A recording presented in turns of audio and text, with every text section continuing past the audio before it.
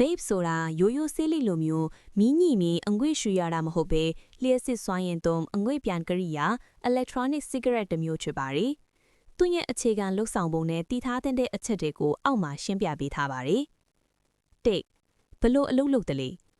vape ရဲ့အတွင်းမှာ battery အပူပေး coin အရည်နဲ့ vape juice ထည့်တဲ့အကန့်ဆိုပြီးပါဝင်ပါတယ်။ battery ကနေအပူပေးလိုက်တဲ့အခါထည့်ထားတဲ့အရည်ကအငွေ့ပြင်သွားပြီးအဲ့ဒီအငွေ့ကိုရှူရတာဖြစ်ပါတယ်။နှစ်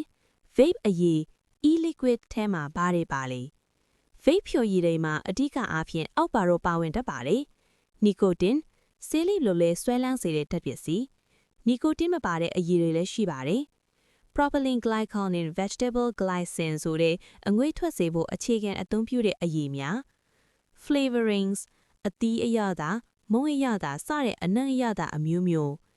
chemicals တခြားသောဓာတုပစ္စည်းများနှင့်သတ္တုထအနှဲငယ်3တည်ထားတဲ့အချက်များ health concerns vape ဟာရိုးရိုးဆေးလိပ်ထက်ဘေးထက်ဆိုးကျိုးနည်းနိုင်တယ်လို့တချို့ကယူဆကြပြီးမြင်လုံးဝဘေးကင်းတယ်လို့တော့မဆိုနိုင်ပါဘူးဆွဲလန်းမှု